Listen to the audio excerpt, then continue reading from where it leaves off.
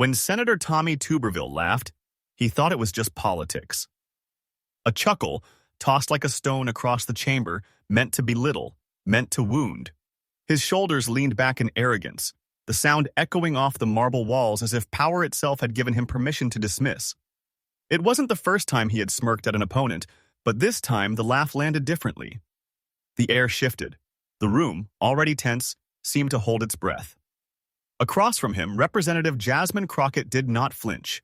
Her eyes, steady and unblinking, locked on Tuberville as if to remind him that arrogance always mistakes silence for weakness.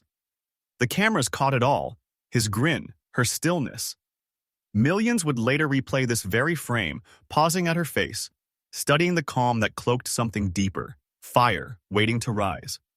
Tuberville leaned in, muttering a dismissive quip that sent a few of his allies into muffled chuckles. But Crockett did not rise to match his noise. Instead, she leaned back ever so slightly, her hand resting on a worn folder before her, as though guarding something unseen.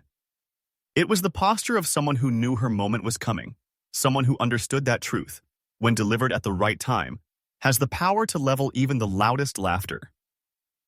The tension in the chamber rippled outward. Observers glanced between them, sensing that beneath the laughter was a storm. Crockett's expression spoke without words. She had heard this kind of laughter before, the kind that belittles women, silences black voices, and treats sacrifice as a punchline. And she had carried into this chamber more than arguments and policy points. She had carried a story.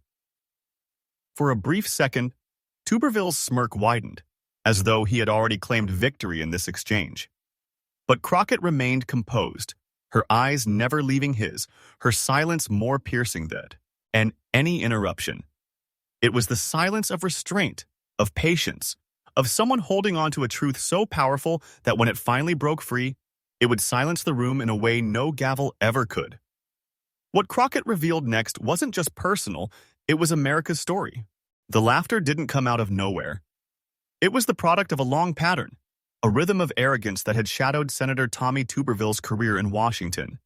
Again and again, colleagues had watched him lean on mockery instead of merit, brushing aside serious debates with a smirk, dodging accountability with a joke, and dismissing voices he didn't respect with the casual cruelty of a man convinced that power would shield him forever.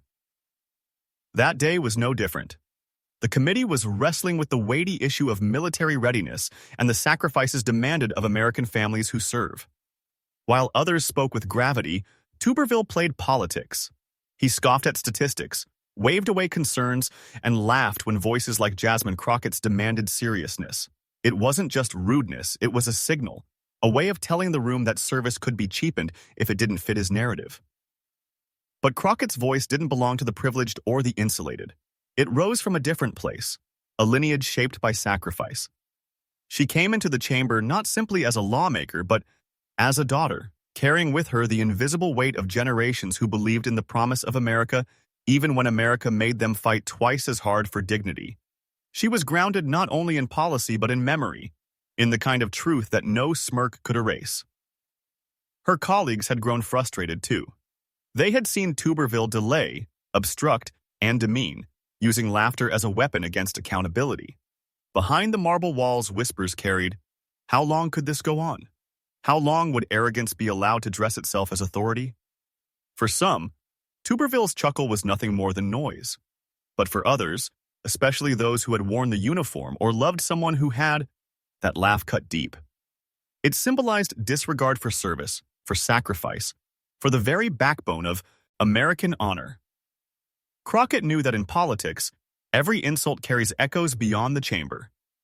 When Tuberville laughed at her, he wasn't just laughing at one congresswoman. He was laughing at the families who had written last letters, at the veterans who carried scars, at the belief that America owes dignity to those who serve. And Crockett, with her steady gaze and unbroken silence, held the weight of those echoes in her heart. This was never just about an exchange of words. It was about who gets to define patriotism, who gets to claim love of country, and who has the right to stand in its defense. Tuberville's laugh had tried to trivialize it, to reduce sacrifice to a punchline. Crockett's stillness promised that something larger was coming, something that would remind the chamber that service is not abstract, and sacrifice is never a joke. Because hidden inside that worn folder before her was not just paper and ink. It was a voice, carried from another time and another battlefield waiting for its moment to be heard. A voice that spoke not in policy jargon but in raw humanity. A voice that could pierce arrogance with truth. And yet nobody knew she had been carrying a piece of paper in her folder. One that would rewrite the mood of the entire chamber. To understand why that laugh carried so much venom, you have to know the man behind it. Senator Tommy Tuberville didn't arrive in Washington as a student of history or a servant of sacrifice. He arrived as a football coach turned politician, riding fame into a chamber built for duty. To some, that background was refreshing, a new kind of voice in the Senate. But to many others, it revealed itself quickly. Bravado without substance, confidence without grounding, sound bites without service. Tuberville's style was never careful, never measured. He thrived on dismissal, on mocking those who dared to disagree. He wrapped arrogance in folksy charm, presenting his grin as authenticity while it concealed a disdain for seriousness. When debates turned complex, he'd reach for a quip. When colleagues invoked sacrifice, he'd shrug, pivoting to jokes. And when confronted with the struggles of everyday Americans, his response was often laughter, sharp, cutting, meant to remind everyone that he didn't take them as seriously as they took themselves. That smugness wasn't harmless. It carried consequences. His months-long blockade of military promotions, his willingness to play games with the lives of service members and their families, had sent ripples through the Pentagon and fury through the ranks. Veterans groups condemned him. Military families begged him to stop. But Tuberville brushed them aside, smirking into television cameras as if obstructing the nation's defense was a casual chess move. He reveled in the attention, mistaking notoriety for strength. Behind the facade, though, his foundation was fragile. Ask him for depth on policy, and the words faltered. Ask him about history, and the timeline blurred. It was easier to laugh, to sneer, to mock those who came prepared with facts and lived experience. It was easier to perform arrogance than to carry knowledge. And in that performance, Tuberville found his role. The villain who underestimated every opponent because he thought power alone was enough. Irony dripped through his every exchange. He called himself a patriot while dismissing those who actually bled for the flag. He spoke of honor while turning away from the men and women whose families bore the weight of war. He laughed at the struggles of colleagues who had clawed their way into positions he stumbled into on fame alone. In Tuberville's world, authority wasn't earned. It was claimed and held by smirk and swagger. But arrogance is a double-edged sword. The same grin that won applause from supporters became a symbol of condescension to the rest of America. Clips of him mocking, laughing, or dismissing went viral, not as triumphs, but as proof of a man unmoored from the seriousness of service. And every time he laughed, the gap between his words and his worth grew wider. That day in the chamber, his chuckle at Jasmine Crockett was more than a reflex. It was the culmination of a career defined by sneers. He looked at her, young, black, female, fierce, and thought he could reduce her to a caricature with nothing more than a laugh. He believed the smirk would land as victory, the chuckle as dominance. What he didn't see, what arrogance always blinds, was that laughter can cut both ways. Because the room didn't lean in with him. It leaned away. Colleagues shifted uncomfortably. Cameras zoomed closer, capturing not his supposed wit, but his disdain. And Crockett, silent, steady, unbroken, became the counterpoint. In that instant, the contrast was laid bare, arrogance draped in power against dignity clothed in patience. Tuberville mistook his role. He thought he was untouchable, thought the chamber would always absorb his mockery. But history is unforgiving to men who laugh at sacrifice. It doesn't record the smirks, it records the silence. That follows the reckoning that arrives. And that reckoning, though he didn't know it yet, was sitting right across from him in the form of a congresswoman holding a folded letter from Vietnam. Jasmine Crockett's composure that day did not come from chance. It was forged long before she ever sat under the cold lights of a congressional chamber, long before cameras and headlines turned her every word into fuel for debate. Her calm was an inheritance, passed down by a man who knew more about sacrifice than any politician who treated service like a slogan. Her father had worn the uniform in Vietnam, carried the weight of jungle heat and battlefield noise, and returned with scars invisible to most but permanent in the lives of his family. Growing up, Jasmine didn't hear her father brag about war. He spoke of it sparingly, with pauses that told her there were truths too heavy for a child to carry. When he did share, his words were deliberate, each syllable carrying the weight of nights he wished he could forget. He told her about brothers who never came home, about letters written in the dark in case morning never arrived. He told her that service was not about applause or politics.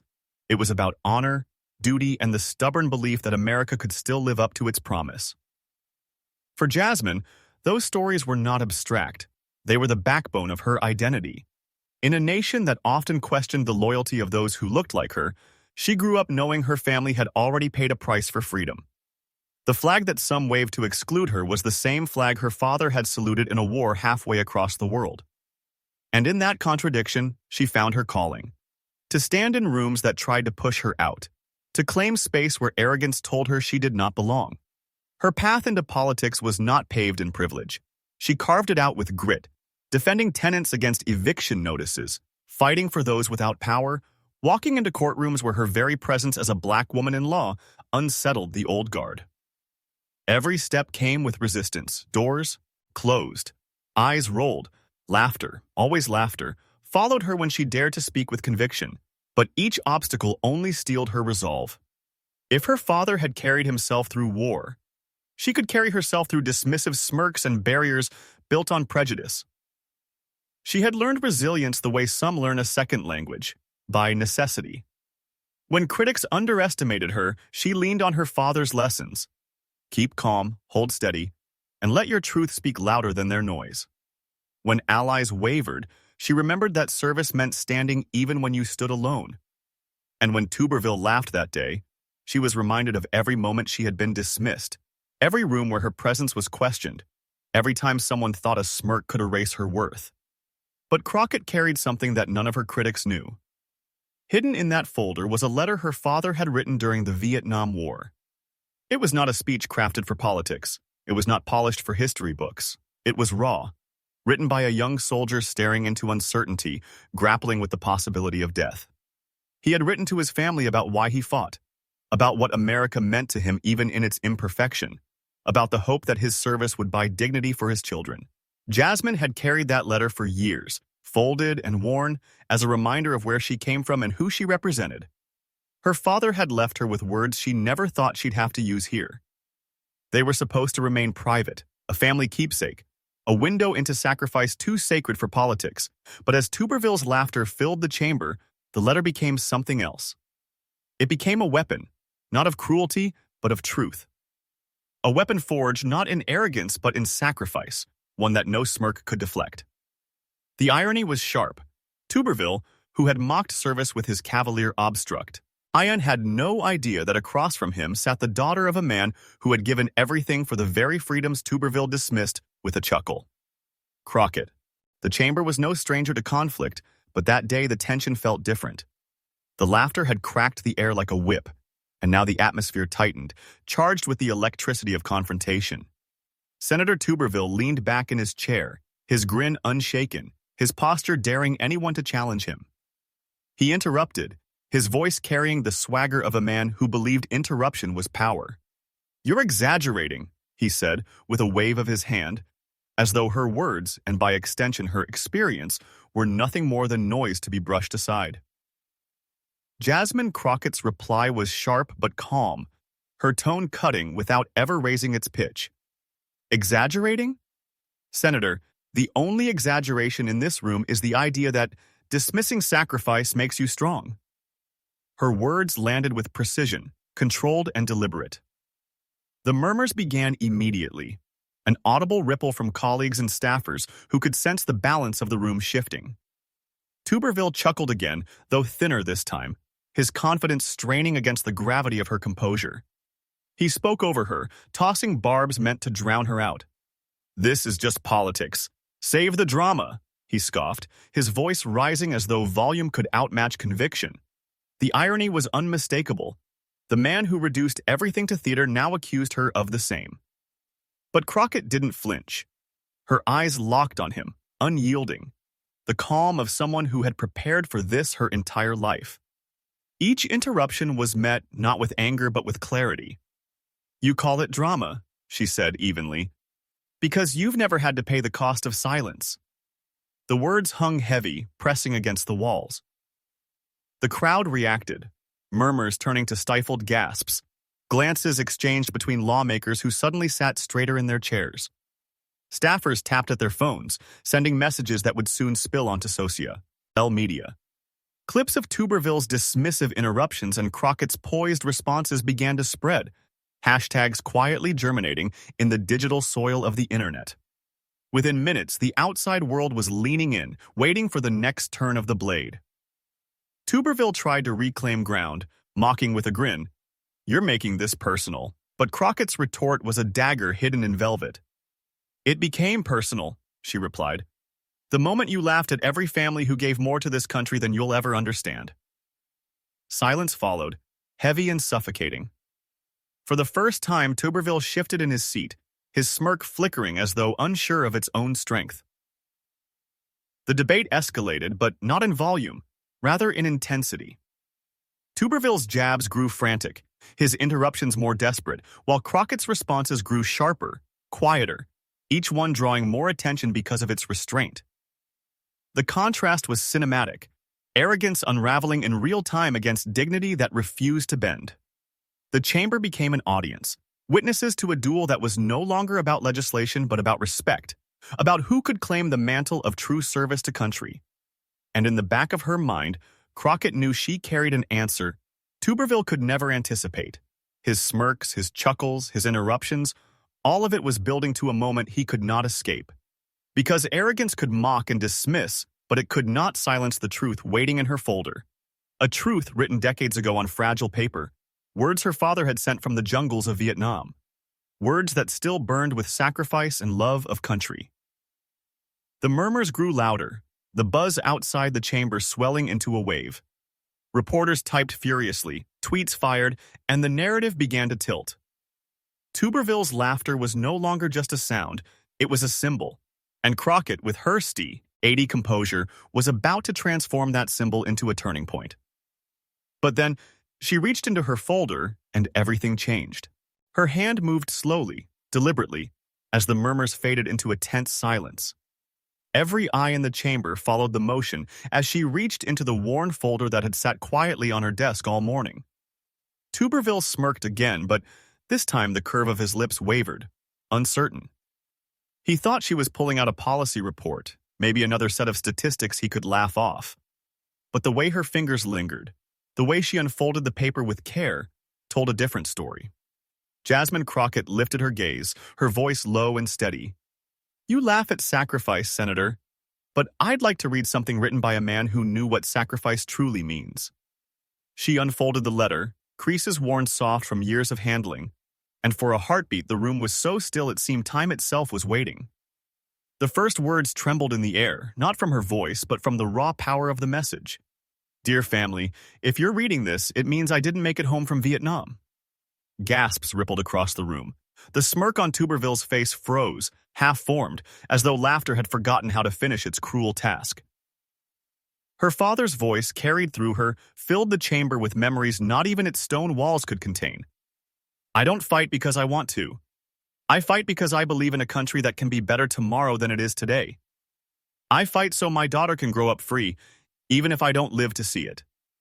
The words cracked through the arrogance like lightning through glass. Lawmakers leaned forward, eyes wide, silence heavy.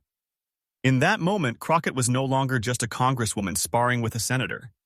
She was a daughter giving voice to the countless letters written by soldiers who believed America was worth dying for. As she read, images formed in the minds of those listening. You could almost see a young soldier crouched in a humid jungle, rifle at his side, scratching words into paper by the dim light of a lantern. You could almost hear the distant thunder of artillery, the heartbeat pounding against the uncertainty of dawn.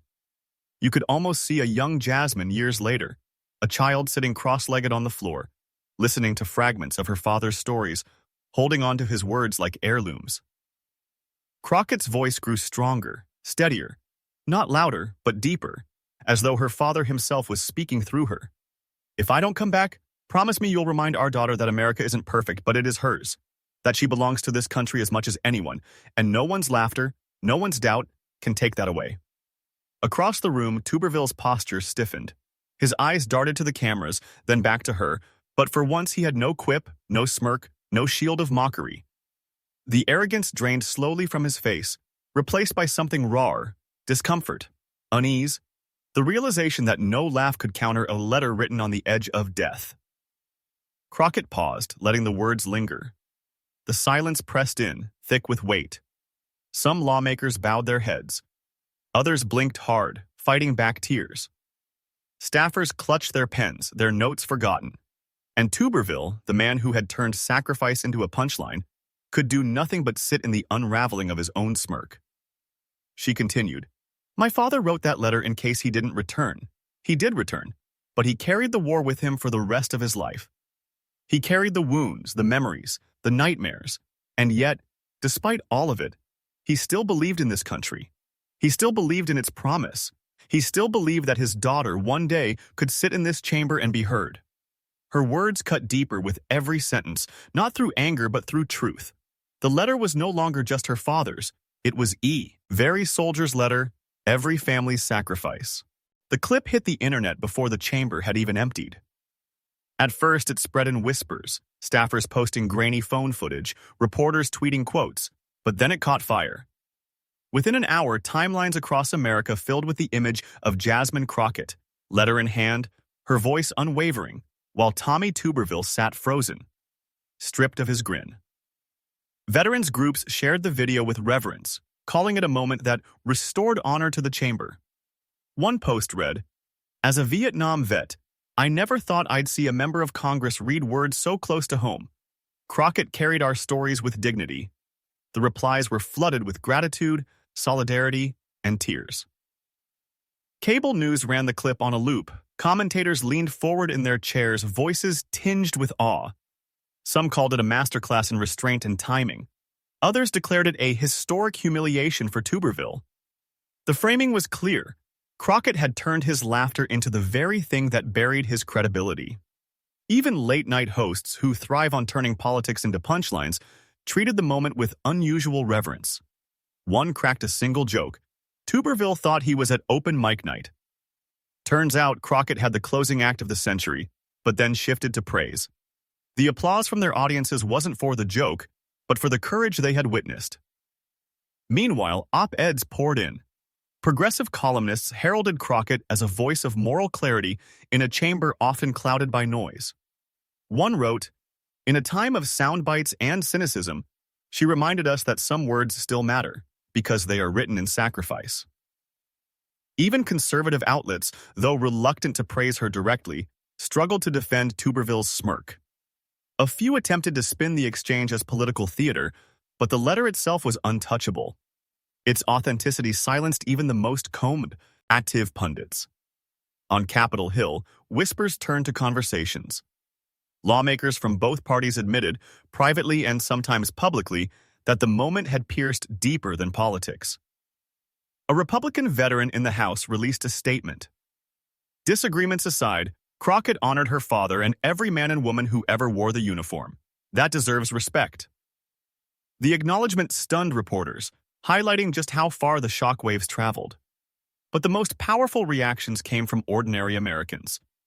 A young immigrant in California wrote, "Her father's words reminded me why my parents came here, that this country can be worth the struggle."